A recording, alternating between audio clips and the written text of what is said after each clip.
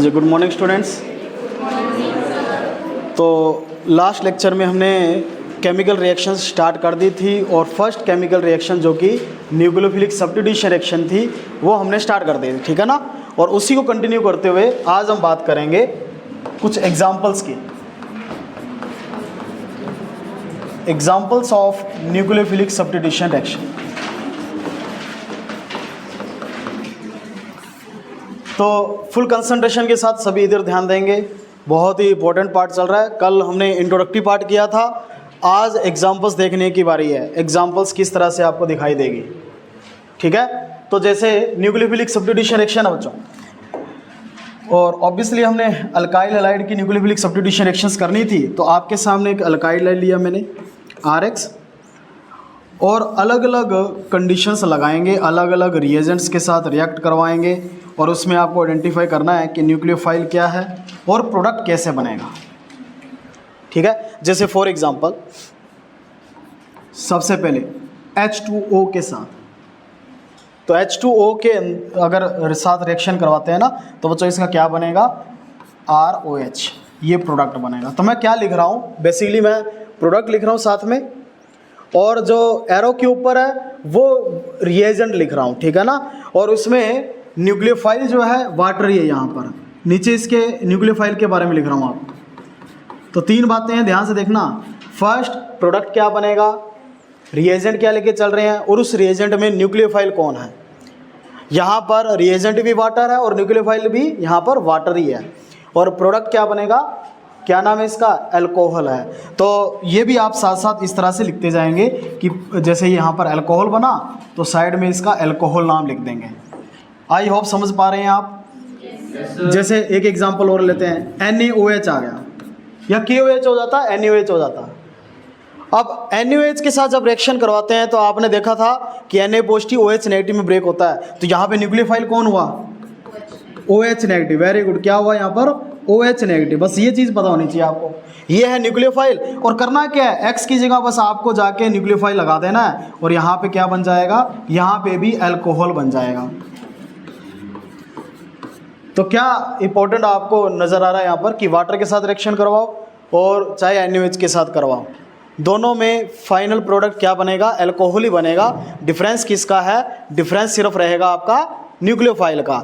Water वाले में water nucleophile है, और अगर इसकी बात करें NaOH में, वो न्यूक्लियोफाइल कौन है, हाँ जी कौन सा है, OH negative. OH negative ion जो है वो न्यूक्लियोफाइल की तरह काम कर रहा है। इसी तरह से अगर मैं आगे बढ़ूँ, मान लो मैं NH3 लेके चल रहा हूँ बेटा, अमोनिया NH3 लेके चल रहे हैं, ठीक है। तो इसमें न्यूक्लियोफाइल जो होगा ये खुद ही होगा, जो न्यूट्रल है वो खुद ही न्यूक्लियोफाइल की तरह होता है। जैसे वाटर न्यूट्रल होता है, अमोनिया भी न्यूट्रल है, तो उसी तरह से आप उसको न्यूक्लियोफाइल लेके चलेंगे। और करना क्या आपको, यहाँ से X तो निकलेगा, यहाँ से H निकाल देना। HX जब निकलेगा तो प्रोडक्ट क्या बनने वाला है, क्या आप सोच पा रहे हो, RNH2 बनेगा। आ रही बात समझ में। इधर से भी ऐसे किया था, H और X निकाल दिया, OH बचा, OH लगा दिया। इधर से क्या किया, NaX निकाल दिया, OH बचा, लगा दिया। इधर H और X निकाल दिया, बचा क्या, NH2 उसकी जगह लगा दिया। RNH2 क्या होता है, क्या नाम है इसका, दिस इज यस अमाइन। अब पता चल रहा है कितना बेसिक आप जानते हो, आप आइडेंटिफाई नहीं कर पा रहे हो अब तक फंक्शन ग्रुप को। RNH2 किसका फॉर्मूला होता है, अमाइंस का होता है, NH2 अमाइंस ग्रुप है। तो NH3 अगर लेके चलते हैं तो ये बनेगा। अगर मैं बच्चों NaOR लेके चलता, NaOR समझ पा रहे हो आप, NaOR क्या है, सोडियम तो आपको दिखाई दे रहा होगा। OR क्या है, एल्कोक्साइड होता है, alkoxide, alkoxy group. OR is an alkoxy group. तो इसका नाम क्या है, सोडियम एल्कोक्साइड। कुछ नहीं करना, जैसे NaOH था NaOR आ गया, H की जगह R आ गया, सब कुछ वैसा का वैसा होगा। यहाँ पे न्यूक्लियोफाइल जो है OR नेगेटिव है, न्यूक्लियोफाइल को मैंने नीचे लिख दिया, ठीक है। और NaX निकाल दोगे और क्या बन जाएगा, ROR। देख पा रहे हो, OR उस X की जगह जाके लग जाएगा और NaX निकल जाएगा। आफ्टर ऑल ये न्यूक्लियोफिलिक सब्स्टिट्यूशन रिएक्शन ही तो है, तो न्यूक्लियोफाइल X की जगह जाके निकल रहा है, लग रहा है, ठीक है। और X जो है X नेगेटिव की फॉर्म में निकल रहा है। X नेगेटिव को क्या बोला था, एक्स नेगेटिव किसकी तरह, क्या स्पेसिफिक कोई नेम यूज़ करते हैं इसके लिए? Leaving group. लास्ट लेक्चर में बताया था लिविंग ग्रुप बोलते हैं। तो यहाँ पे एक्स नेगेटिव तो लिविंग ग्रुप है, ओ आर जाके लगेगा, आर ओ आर क्या नाम है इसका, कौन सा फंक्शन ग्रुप है ये? आर ओ आर, इथर है ये, क्या है ये? इथर। समझ पा रहे हो सभी? This is ether. ठीक है, आगे बढ़ते हैं। इन्हीं में से आपके क्वेश्चन बन जाएंगे, और क्वेश्चन कोई अलग थोड़ी आएगा, इन्हीं में से आ जाएगा। अगर इनको समझ पा रहे हो तो क्वेश्चन आराम से कर दोगे।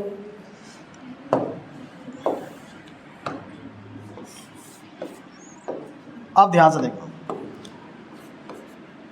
KCN पोटेशियम साइनाइड, KCN क्या है? पोटेशियम साइनाइड है। ठीक है, और इसमें आई होप आप न्यूक्लियोफाइल समझ पा रहे हो। न्यूक्लियोफाइल क्या होगा बताओ? Na और K देख लिया, उसको तो आइंस में ब्रेक करना ही करना है। Cn नेगेटिव साइनाइड आइन जो है वो यहाँ पे न्यूक्लियोफाइल की तरह काम करेगा। और क्या करना आपको, न्यूक्लियोफाइल को किसकी जगह लगा दोगे? X की जगह। तो क्या बन जाएगा बताओ? RCN बन जाएगा, यानी कि क्या नाम है इसका?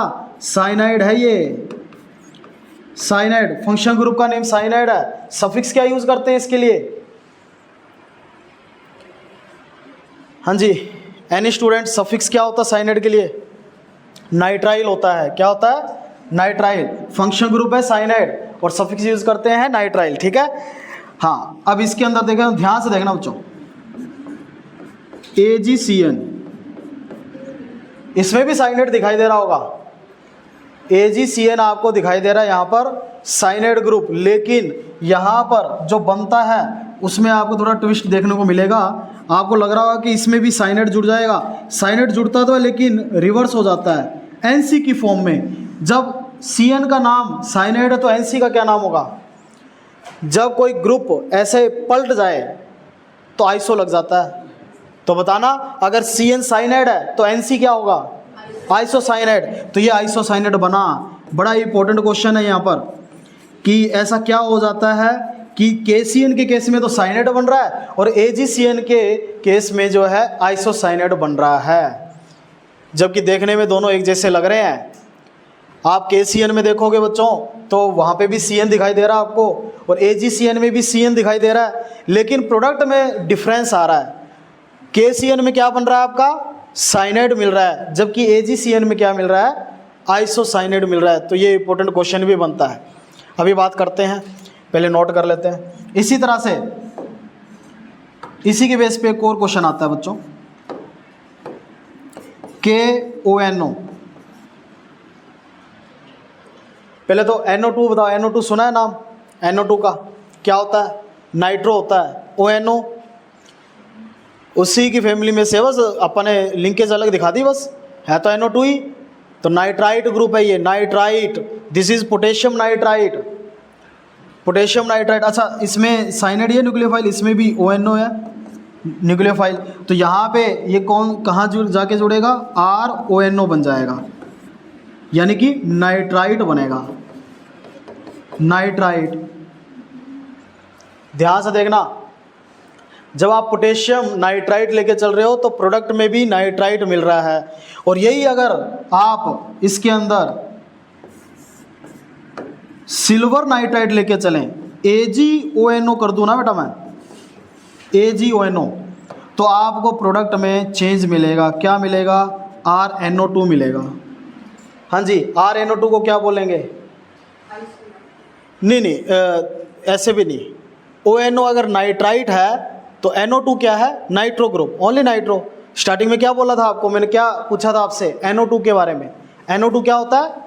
नाइट्रो ग्रुप होता है। तो ये नाइट्रो बन रहा है, बड़ा ही स्मॉल डिफरेंस है, नाइट्रो बन रहा है। अब एक चीज़ देखो यहाँ पर बेटा, एक आपको CN मिला और NC मिला, और ONO2 मिला, ONO मिला और NO2 मिला। ठीक है, ये मिले ना आपको। ये न्यूक्लियोफाइल ऐसे नहीं लग रहे, दो अलग अलग तरीके से जुड़ पा रहे हैं। ये देखो, ये कार्बन से भी जुड़ रहा है और ये नाइट्रोजन से भी जुड़ सकता है, ये ऑक्सीजन से भी जुड़ रहा है और ये नाइट्रोजन से भी जुड़ रहा है। सेम है। ऐसे न्यूक्लियोफाइल जो दो अलग अलग तरीके से जुड़ पा रहे हैं, है सेम वही, एटम उतने ही है जितने एक में उतने ही दूसरे में है, मॉलिक्यूलर फॉर्मूला सेम, मतलब उनका फॉर्मूला सेम है, एटम सेम है, लेकिन लिंकेज अलग अलग है। इसमें ये कार्बन से भी जुड़ पा रहा है और नाइट्रोजन से जुड़ पा रहा है, इसमें ऑक्सीजन से भी जुड़ पा रहा है और नाइट्रोजन से जुड़ रहा है। तो दो अलग अलग लिंकेजेस हो, इस तरह के न्यूक्लियोफाइल के लिए वर्ड यूज किया जाता है ambidentate ligand. Ambidentate ligand, ambidentate nucleophile भी बोलते हैं। अच्छा, मैंने अभी लिगेंड्स नाम यूज किए, ये भी आएंगे, ये हम इनऑर्गेनिक में करेंगे, तब भी ये एग्जांपल ध्यान रखना। ये एग्जांपल रिपीट करूंगा मैं, जब हम इनऑर्गेनिक स्टार्ट करेंगे यही एग्जांपल रिपीट होगी। तब आपसे पूछूंगा कि मैंने इनके लिए क्या वर्ड यूज किया था, एम्बिडेंटेड न्यूक्लियोफाइल, क्योंकि जिस तरह का चैप्टर उस तरह का नेम, तो इनको एम्बिडेंटेड न्यूक्लियोफाइल बोलते हैं। ऐसे न्यूक्लियोफाइल जो दो अलग अलग लिंकेज से जुड़ सकते हैं कार्बन के साथ। अच्छा, ये बॉन्ड जो छोड़ा हुआ किसके साथ है, ये कार्बन के साथ ही है, कार्बन चेन के साथ ही तो है। तो कार्बन के साथ दो अलग अलग तरीके से जुड़ पाए, डिफरेंट साइड्स से जुड़ने की, इस तरह के न्यूक्लियोफाइल को क्या बोलते हैं, एम्बिडेंटेड लिगेंड बोलते हैं, एम्बिडेंटेड न्यूक्लियोफाइल बोलते हैं। ठीक है, एम्बिडेंटेड न्यूक्लियोफाइल उनको, ठीक है, क्लियर है, ये डेफिनेशन क्लियर हुई आपको। इस तरह के न्यूक्लियोफाइल जो दो अलग अलग तरीके से जुड़ सकते हैं, उल्टे पुल्टे हो गए, वो क्या है, एम्बिडेंटेड न्यूक्लियोफाइल्स होते हैं। हमारी बात समझ में आपको। अब यहाँ पे बहुत इंपॉर्टेंट क्वेश्चन देखो, एक अगर समझ लिया आपने साइनाइड वाला, वही नाइट्राइट के लिए रीजन है सेम। एक अच्छे से समझ लो आप, ध्यान से देखना, केसीन जो है इसमें साइनाइड मिल रहा है, जबकि AgCl में क्या मिल रहा है, आइसोसाइनाइड। तो क्वेश्चन अपना ये है, ऐसा क्यों। अपना क्वेश्चन क्या है कि वाई, ध्यान से सुनना, डायरेक्ट क्वेश्चन आया हुआ है ना, डायरेक्ट एनसीईआरटी में मिल जाएगा कि alkyl halide on reacting with potassium cyanide gives cyanide, whereas on reacting with silver cyanide gives isocyanide, explain why. इस तरह की स्टेटमेंट आएगी, अब उसका रीजन अच्छे से जान लो, ऐसा क्यों होता है, ध्यान से देखो। केसीएन जो है, पहले हम केसीएन की बात करते हैं, तो केसीएन एक 100% जो है वो एक आयनिक कंपाउंड है, this is ionic in nature. KCN के अंदर किस तरह का बॉन्ड है, आयनिक बॉन्ड है। तो अगर ये आयनिक बॉन्ड है तो बेटा ये टूटेगा, किसमें टूटेगा, पॉजिटिव और नेगेटिव में।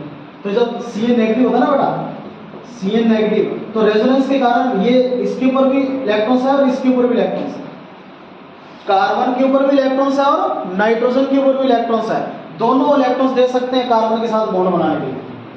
कहने का मतलब यहाँ पे दोनों अवेलेबल है। जब Cn नेगेटिव होगा तो कार्बन भी अवेलेबल है बॉन्ड बनाने के लिए और नाइट्रोजन भी अवेलेबल है, दोनों फ्री है बनाने के लिए। ठीक है, अब आपके पास चॉइस है कि जो कार्बन आ रहा है, R ग्रुप मतलब कार्बन ही होता है, वो कार्बन के साथ बॉन्ड बनाए या नाइट्रोजन के साथ बॉन्ड बनाए। ध्यान से देखना, जब कार्बन के साथ बॉन्ड बनाएगा तो कार्बन कार्बन बॉन्ड बनेगा, और जब ये कार्बन नाइट्रोजन के साथ बॉन्ड बनाएगा तो कार्बन नाइट्रोजन बॉन्ड बनेगा। इतना समझ पा रहे हो। अगर R अटैक करता है कार्बन पे तो कार्बन कार्बन बॉन्ड बनेगा, R अटैक करता है नाइट्रोजन पे तो कार्बन नाइट्रोजन बॉन्ड बनेगा। इन दोनों में से ज्यादा स्टेबल बॉन्ड कौन सा होगा, कार्बन कार्बन बॉन्ड ज्यादा स्टेबल। समझ में आ रही है बात, सेम एटम्स के बीच में ज्यादा स्टेबल बॉन्ड होगा। तो कार्बन कार्बन सेम है तो ये ज्यादा स्टेबल बॉन्ड है। ध्यान से सुन लेना, अपनी लैंग्वेज में बना के लिख लेना इसको, carbon carbon bond is more stable then carbon nitrogen bond, and that's why जो ज्यादा स्टेबल है उसी की तरफ जाएंगे। तो फिर बताओ जो अल्काइल ग्रुप है किधर से अटैक करेगा, कार्बन साइड से या नाइट्रोजन साइड से, कार्बन साइड से। और अगर ये कार्बन के साथ जुड़ेगा तो साइनाइड बनेगा या आइसोसाइनाइड बनेगा, साइनाइड बनेगा। क्लियर है सबको, साइनाइड बनेगा। इतनी बात क्लियर है आपको। ये KCl का केस था। अब AgCl में ऐसा क्या हो जाता है, तो AgCl ऐसा ध्यान से सुनना, AgCl ये कोवलेंट नेचर का होता है। AgCl क्या होता है, कोवलेंट, ये आयनिक का नेचर का नहीं है, ये कोवलेंट नेचर का है, यानी पॉजिटिव नेगेटिव नहीं दिखाना इधर। तो ये कार्बन तो भैया बॉन्ड बनाने में बिजी है अभी, लेकिन नाइट्रोजन तो फ्री है, only nitrogen is available for the bonding. तो फिर बताओ R ग्रुप कहां से अटैक करेगा, नाइट्रोजन साइड से। और अगर R नाइट्रोजन साइड से अटैक करता है तो साइनाइड बनेगा या आइसोसाइनाइड बनेगा? आइसोसाइनाइड बनेगा। That's why isocyanide. Are you getting my point? Yes sir. दोबारा रिपीट कर देता हूँ इसको। KCN एक आयनिक है, आयनिक बॉन्ड है, वो K पॉजिटिव Cn नेगेटिव में टूटेगा, वो साइनाइड आयन देगा। और वो साइनाइड आयन में ना नाइट्रोजन और कार्बन दोनों अवेलेबल है बॉन्डिंग के लिए। बिकॉज कार्बन कार्बन बॉन्ड ज्यादा स्टेबल होता है, तो अल्काइल ग्रुप कहाँ अटैक करेगा? कार्बन के ऊपर, और उसका रिजल्ट क्या बनेगा? साइनाइड मिलेगा अपने को। AgCN एक कोवलेंट नेचर का है, वहां पे कार्बन Ag के साथ अभी बिजी है, सिर्फ फ्री कौन है? नाइट्रोजन अवेलेबल है। नाइट्रोजन साइड से अगर अल्काइल ग्रुप अटैक करता है तो फिर क्या बनेगा प्रोडक्ट? आइसोसाइनाइड बनेगा। क्लियर है सबको? यही लैंग्वेज आप उस नाइट्राइड और ये नाइट्रो के अंदर आप लगा सकते हैं। क्लियर है सबको? इसी तरह से आपको करना है, ठीक है। तो ये कुछ एग्जांपल्स थी जो आपको अच्छे से करनी है कि जब आपको न्यूक्लियोफिलिक सब्स्टिट्यूशन रिएक्शन पूछ ले तो आपको क्या कैसे प्रोडक्ट बनाना होता है, उसमें न्यूक्लियोफाइल क्या होता है और कैसे हम डिस्प्लेस करके प्रोडक्ट लिख रहे हैं। और प्रोडक्ट के बिना नेम के काम नहीं चलेगा। आपको नेमिंग की प्रॉब्लम आ रही है, देख सकते हो नेमिंग की प्रैक्टिस की कमी है, आप इसको लाइटली ले रहे हो बिल्कुल। बार बार वही चीज़ें सामने आ रही है तब भी आप बता नहीं पा रहे हो। आई होप कि कमिंग डेज में इस चीज़ के ऊपर ओवरव्यू कर लो थोड़ा सा कि कहाँ मिस्टेक कर रहे हो, और इस चीज़ की प्रैक्टिस कर लो अच्छे से। है तो वही जो टेबल बनाया हुआ है तुम्हें 5 कॉलम्स वाला, सारी चीज़ें उसी में से आएगी, कोई फंक्शन उससे बाहर तो नहीं आने वाला। वही एक पेज जो आपको बनवाया था 11th में वही यूज हो रहा है, और वो भी आप अभी तक प्रिपेयर नहीं कर पा रहे हो, अभी भी आइडेंटिफाई नहीं कर पा रहे हो, अभी भी सफिक्स नहीं बता पा रहे हो। दोबारा बोलो, साइनाइड के लिए क्या सफिक्स होता है? नाइट्राइल। अब बोला देख लो तब भी यही है प्रेजेंस ऑफ माइंड आपकी। R क्या था? इथर के लिए सफिक्स क्या था? NaOR को क्या बोला था? NaOR को क्या बोला था?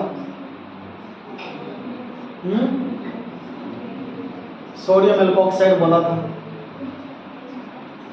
And this is your presence of mind. OR group को क्या बोला था? What is OR group? जो न्यूक्लियोफाइल है वहां पे OR नेगेटिव, क्या नाम है इसका? ओनली OR को क्या बोलेंगे?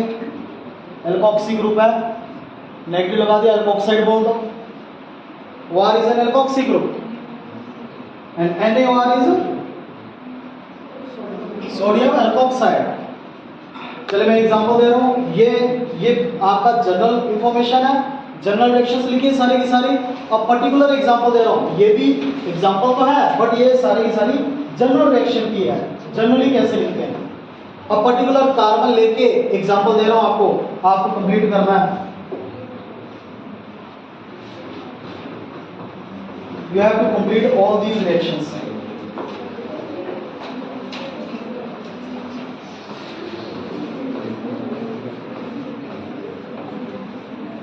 कंप्लीट कर रहे हो तो IPCN भी आपको लिखनी है।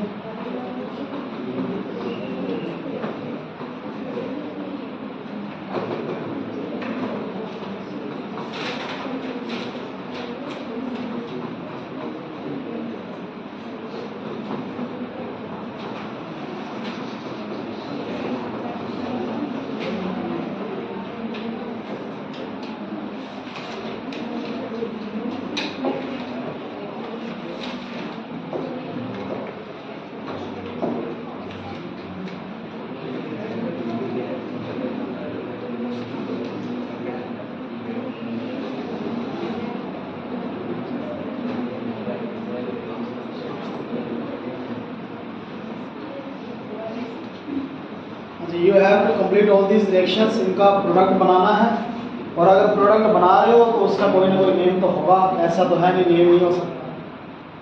नेम उसका होगा तो आपको नेम भी राइट करना है। IPCN नेम सबका लिखेंगे आप। Just you have to note these all reactions.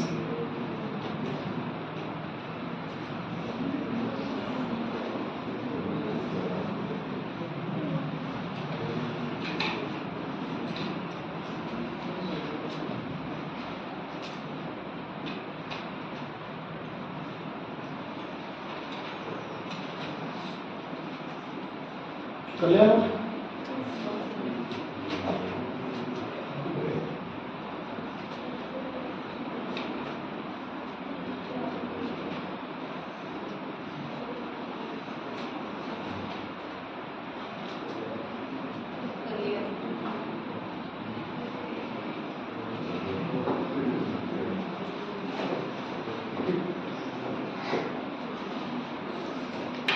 Next is अभी हम वही कर रहे हैं, न्यूक्लियोफिलिक सब्स्टिट्यूशन रिएक्शन कंप्लीट नहीं हुआ, लेकिन अब इसका सेकंड जो स्टेज है उसके ऊपर चल रहे हैं, and that is stereochemistry. Means अब स्टीरियोकेमिस्ट्री क्या होती है उसको समझने के लिए कुछ टर्म्स आपको जाननी है, तो हम बात करेंगे आज टर्म्स रिलेटेड टू स्टीरियोकेमिस्ट्री।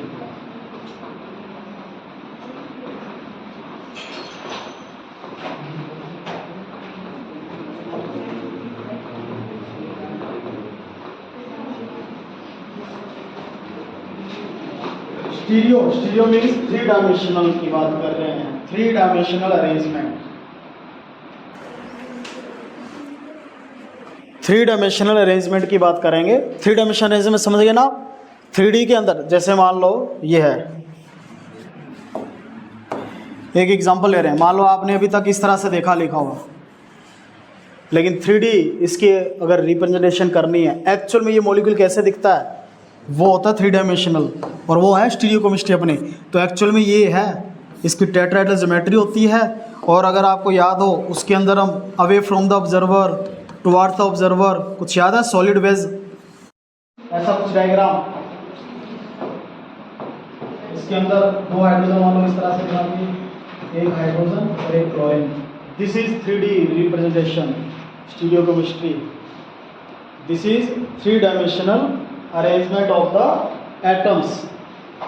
ये क्या रिप्रेजेंट कर रहा है? डॉटेड, ये जो डैश लगा रखा है ये क्या रिप्रेजेंट कर रहा है? Yes, away from the observer, away from the observer, and this solid wedge, इसको सॉलिड कर सकते हैं, टुवर्ड्स द ऑब्जर्वर।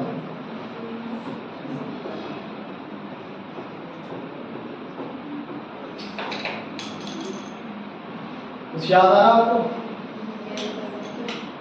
कुछ याद आ रहा है क्या? CH3Cl को अगर 3D के अंदर रिप्रेजेंट करें तो कुछ इस तरीके से रिप्रेजेंट करेंगे, और उसमें हम ये सॉलिड वेज डैश्ड वेज, इसको सॉलिड वेज डैश रिप्रेजेंटेशन बोला था अगर याद हो। This is veg dash formula, ठीक है? ये इसके बारे में बात कर रहे हैं। तो away from the observer and toward the observer, इसका मीनिंग समझ में आ रहा है आपको? ये जो सिंपल लाइन है बेटा, ये ऑन प्लेन ऑफ पेपर भी है, प्लेन ऑफ बोर्ड कह लो, उसी के ऊपर है। और ये जो बॉन्ड है एक इस तरह से है, आपकी तरफ आ रहा है, और एक आपसे दूर जा रहा है। दूर जाने वाला ये है ऑब्जर्वर, मतलब जो आप ऑब्जर्व कर रहे हैं। मान लो आप देख रहे हो, कोई स्टूडेंट देख रहा है तो ऑब्जर्वर है, टीचर देख रहे हैं वो ऑब्जर्वर है। तो अगर वो देख रहे हैं तो उनकी तरफ जो बॉन्ड आएगा दैट इज ये सॉलिड वाला टुवर्ड द ऑब्जर्वर, ठीक है? और जो उनसे दूर जा रहा है बॉन्ड, वो वाला ये डैश से रिप्रेजेंट करते हैं, ठीक है ना? हमारे पास ऐसी टेक्निक है, हम 2D के अंदर 3D को इसी तरह से रिप्रेजेंट कर सकते हैं ना। अब प्रॉपर तरीके से तो फील नहीं आ सकता ना, थोड़ी सी इमेजिनेशन तो आपको करनी पड़ेगी। तो इमेजिनेशन जब करोगे तो ये अगर दूर जा रहा है आपसे दैट इज ये डैश वाला, और जो आपकी तरफ आएगा बॉन्ड वो ये वाला, और जो इस प्लेन ऑफ पेपर पे है, प्लेन ऑफ बोर्ड पे है, ये वाले सिंपल लाइन से जो रिप्रेजेंट करते हैं, ठीक है? अब बात करते हैं इनकी, ठीक है ना? स्टीरियोकेमिस्ट्री से रिलेटेड कुछ टर्म्स हैं, तो ये भी अब आपको देखने को मिलेगी इस तरह की स्ट्रक्चर, लेकिन उससे पहले कुछ टर्म्स है जो आपको क्लियर होनी चाहिए।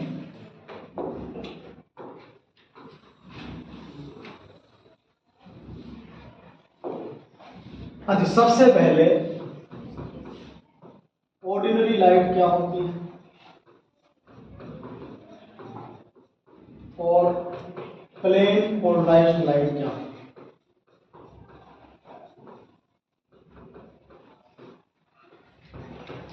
ये बहुत इंपॉर्टेंट चल रहा है। Ordinary light and plane polarized light. Plane polarized light को मैं बार बार ऐसे नहीं लिखूंगा, पीपीएल बोलूंगा मैं इसका, पीपीएल, ठीक है? Plane polarized light. Ordinary light, जैसे ये कोई बल्ब जल रहा है, कोई ट्यूबलाइट जल रही है, दिस इज ऑर्डिनरी लाइट। तो डिफाइन कैसे करेंगे?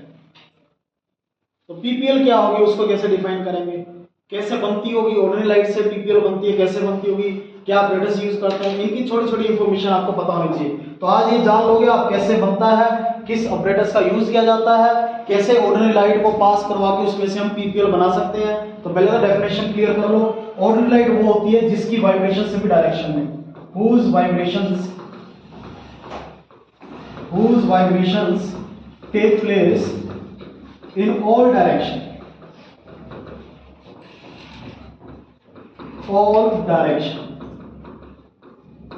इसको रिप्रेजेंट भी करेंगे, और जिसकी एक पर्टिकुलर डायरेक्शन में वाइब्रेशंस टेक प्लेस करेगी that is PPL, whose vibrations take place in a particular direction,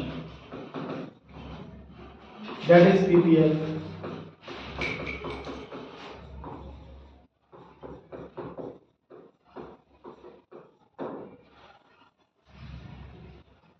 सिर्फ और सिर्फ एक पर्टिकुलर डायरेक्शन के अंदर जाए दैट इज पीपीएल।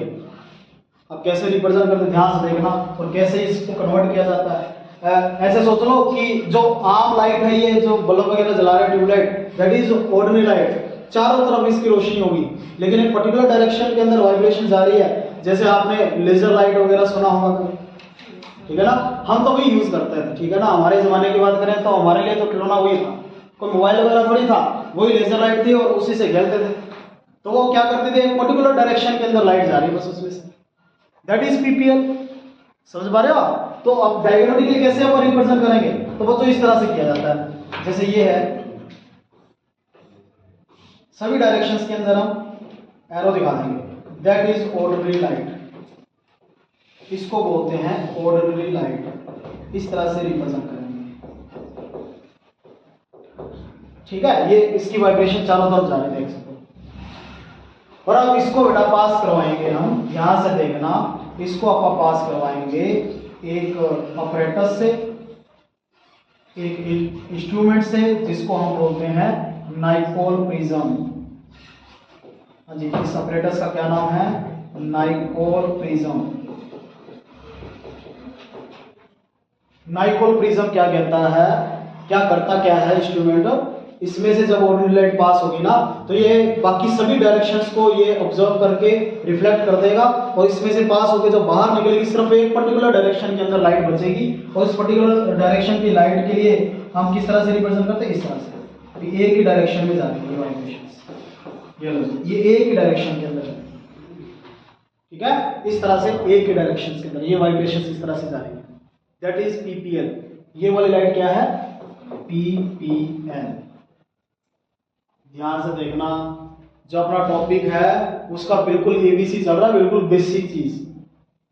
स्टीरियोकेमिस्ट्री करने से पहले कुछ जो टर्म्स आएगी उससे पहले ये टर्म्स आपको अच्छे से क्लियर होनी चाहिए। ऑर्डिनरी लाइट है जिसकी वाइब्रेशन चारों तरफ है, फिर उसको नाइकोल प्रिज्म में से पास करवाया जा रहा है, और उसमें एक पर्टिकुलर डायरेक्शन वाली लाइट मिल रही है, जिसको क्या बोल रहे हैं हम, क्या बोलते हैं उसको, प्लेन पोलराइज्ड लाइट, यानी पीपीएल।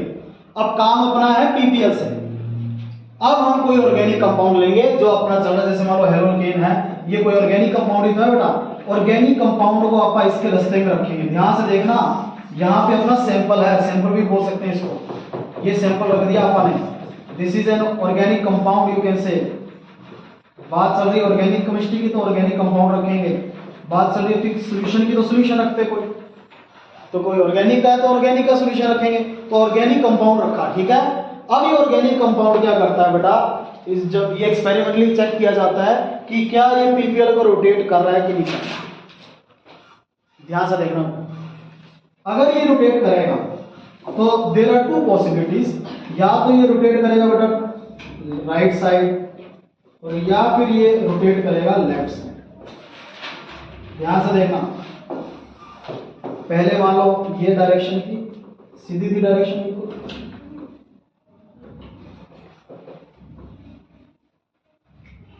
डायरेक्शन समझ आ रही है आपको। या तो ये लाइट राइट साइड या फिर लेफ्ट साइड। राइट साइड के लिए क्लॉकवाइज वर्ड भी यूज कर सकते हैं, और लेफ्ट साइड के लिए एंटी क्लॉकवाइज वर्ड भी यूज किया जा सकता है, ठीक है। तो बेटा ये राइट साइड और लेफ्ट साइड अगर रोटेट कर दे तो फिर बोलते हैं, इसके लिए वर्ड यूज किया जाता है कि ये जो ऑर्गेनिक कंपाउंड है ना बेटा, इसको बोलेंगे ऑप्टिकली एक्टिव कंपाउंड है, ऑप्टिकली एक्टिव कंपाउंड। जो वर्डिंग मैंने आज बोल रहा हूं ना, बहुत अच्छे से ध्यान रखनी है, नेक्स्ट लेक्चर में इनका मैं यूज करने वाला हूं। ऐसा कंपाउंड जो पीपीएल को रोटेट करे वो ऑप्टिकली एक्टिव कंपाउंड होगा, और जो नहीं कर सका वो ऑप्टिकली इनएक्टिव कहलाएगा। हाँ जी, दोबारा सुन लो, जो पीपीएल को रोटेट कर दे, चाहे वो राइट साइड करे या लेफ्ट साइड करे, किधर भी रोटेट करे, that is optically active compound. इस तरह के कंपाउंड को क्या बोला जाता है? Optically active compound. और जो ऐसा नहीं कर पाया उसको क्या बोलेंगे? ऑप्टिकली इनएक्टिव कंपाउंड बोलते हैं। और फर्दर एक दो डेफिनेशन और आ रही है, देखो ध्यान से। जो बेटा राइट साइड रोटेट कर दे उसको बोलते हैं डेक्स्ट्रो रोटेटरी, वर्ड यूज किया जाता है, वो डेक्स्ट्रो रोटेटरी कंपाउंड है। और जो लेफ्ट साइड कर दे उसको लीवो रोटेटरी बोलते हैं। यस, डेक्स्ट्रो रोटेटरी और लीवो रोटेटरी।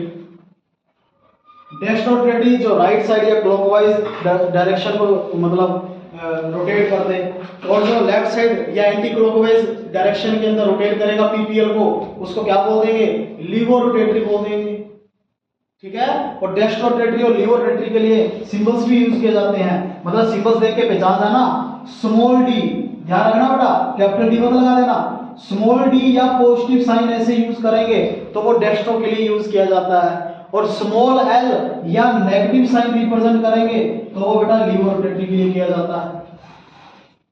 और आई एम स्पीकिंग स्ट्रिक्टली कि ये स्मॉल लेटर में लिखना है, कभी सजा के इसको कैपिटल डी और कैपिटल एल बना दो, उनका भी मीनिंग होता है लेकिन अलग होता है। करेंगे हम बायोमोलिक्स में करेंगे, पता चलेगा आपको कैपिटल डी और कैपिटल एल का क्या मीनिंग है। फिलहाल डेक्स्ट्रो और लीवो के लिए small D small L use किया जाता है। डी की जगह आप पॉजिटिव साइन भी रिप्रेजेंट कर सकते हो, एल की जगह नेगेटिव भी रिप्रेजेंट कर सकते हो। क्लियर है आपको? हाँ जी, ये पॉजिटिव और नेगेटिव ये है तो एक ही कंपाउंड के, तो इनको ऑप्टिकल आइसोमर्स बोलते हैं, इनके पेयर को ऑप्टिकल आइसोमर्स। ऑप्टिकल आइसोमर्स, आपने आइसोमर्स नाम सुना है? आइसोमर्स किनको बोलते हैं? जिनका मॉलिक्यूलर फॉर्मूला क्या हो? सेम, और डिफरेंट प्रॉपर्टीज हो। यहां पे डिफरेंट क्या है? रोटेशन डिफरेंट है, मॉलिक्यूलर फॉर्मूला सेम होगा, लेकिन एक राइट साइड घुमा रहा है, दूसरा लेफ्ट साइड घुमा रहा है। तो इस तरह के पेयर के लिए वर्ड यूज किया जाता है ऑप्टिकल आइसोमर्स। तो बहुत सारी टर्म्स ये यूज कर रहे हैं, ध्यान से देखो। ऑर्डिनरी लाइट, पीपीएल क्या होती है, फिर optically active compound, optically inactive compound किनको बोलेंगे, फिर डेक्स्ट्रो रोटेटरी क्या है, लीवो रोटेटरी क्या है, अरे बात समझ में। और फिर इन दोनों के पेयर को क्या बोलेंगे? Optical isomers. तो इस सभी की डेफिनेशंस वन बाय वन हम इंडिविजुअली लिख भी सकते हैं। आपको ऑर्डिनरी लाइट लिखवा दिया, पीपीएल लिखवा दिया, इसके बाद और जो जो टर्म्स आई है वो सारी हम लिख लेते हैं, वन बाय वन वो लिख लेते हैं। हाँ जी, तो आप लिखेंगे optically active compound, optically active compound.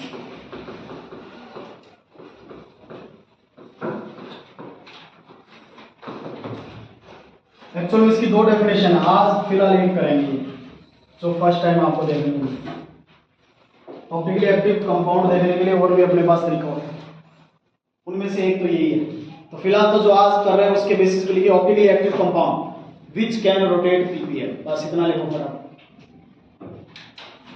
Which can rotate PPL, are you getting the statement? Which can rotate PPL उसको ऑप्टिकली एक्टिव कंपाउंड बोलते हैं। सिमिलरली ऑप्टिकली इनएक्टिव लिख लो फटाफट, जल्दी से जल्दी करेंगे। विच कैनॉट रोटेट पीपीएल,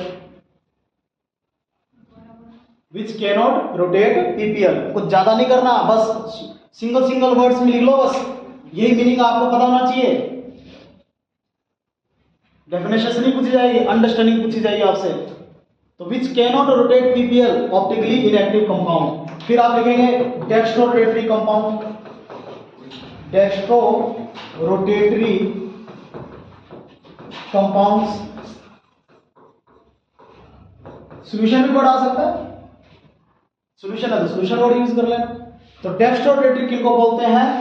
इसमें लिखेंगे which can rotate PPL in right direction, right side लिख लो, which can rotate PPL in right side, और ब्रैकेट में लिख लो क्लॉकवाइज। हाँ जी, dextrorotatory compound which can rotate PPL in right side, और ब्रैकेट में आप लिख लेंगे clockwise, clockwise direction. Similarly levorotatory compound क्या लिखोगे आप, which can rotate PPL in left side, और ब्रैकेट में एंटी क्लॉकवाइज डायरेक्शन।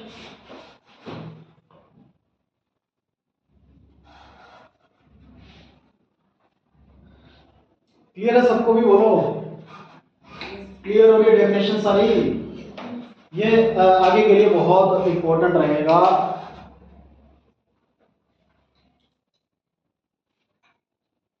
हाँ जी, लिवरोटेटरी लिख लिया सबने, और डिनोट किससे करते हैं ये पता होना चाहिए, ठीक है। अच्छा, फिर उसके बाद लिख लो ऑप्टिकल आइसोमर्स। ऑप्टिकल आइसोमर्स बच्चों,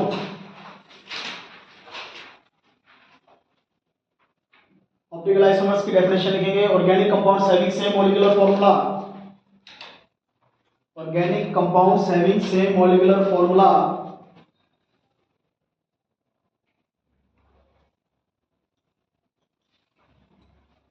but rotate PPL in different direction,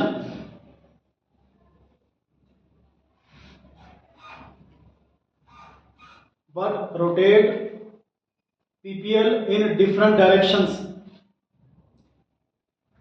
are called optical isomers। Different direction समझ गए, एक डेस्ट्रो तो दूसरा लीवो, तो different directions are called optical isomers, ठीक है। अच्छा, इसके अलावा ये देखो, यहां तक कि ये एंगल भी होता है बेटा, ये देखो थीटा एंगल, जिस एंगल से रोटेट हो रही है ये भी एंगल भी होता है, इसको बोलते हैं एंगल ऑफ रोटेशन। ये जो एंगल बीच में मैंने थीटा करके दिखाया है यहाँ पर, दोनों में देख पा रहे होंगे आप, this theta is known as angle of rotation, इसको बोला जाता है एंगल ऑफ रोटेशन।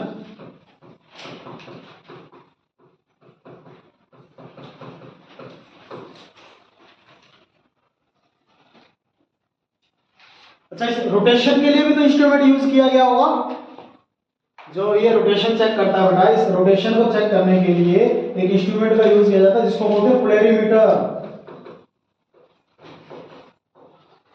एक केस स्टडी में ये क्वेश्चन आया हुआ है, name the instrument which is used to check the optical rotation. जो ऑप्टिकल रोटेशन को चेक करने के लिए यूज किया जाता है, what is the name of the instrument? Polarimeter. तो polarimeter is the instrument used for this. नाइट्रोप्रिज्म का तो नहीं पूछा गया, इसका पूछा गया क्वेश्चन, तो ये तो आपको 100% बताना चाहिए पोलैरिमीटर क्या था। जो it is an instrument used to check optical rotation. Clear है? कर लिया नोट आपने? चलिए, इसी के साथ फिर आज का लेक्चर हम यही खत्म कर रहे हैं, और नेक्स्ट इसी से कंटिन्यू करेंगे, स्टीरियोकेमिस्ट्री की तरफ धीरे धीरे बढ़ेंगे, और फिर हम जानेंगे कि ये SN1 और SN2 का इसके साथ क्या रिलेशन है। आफ्टर ऑल हमने SN1 SN2 किया है लास्ट लेक्चर के अंदर, ये जो आज किया है, कल जो आगे टर्म्स भी आएगी और भी टर्म्स आएगी, उनके साथ ये SN1 और SN2 का क्या लेना देना है। So we will discuss in the next lecture. Clear है? चलिए, till then you have to keep learning, और आपको अच्छे से प्रैक्टिस करनी है, ठीक है, टॉपिक्स की। Okay, thank you and have a nice day.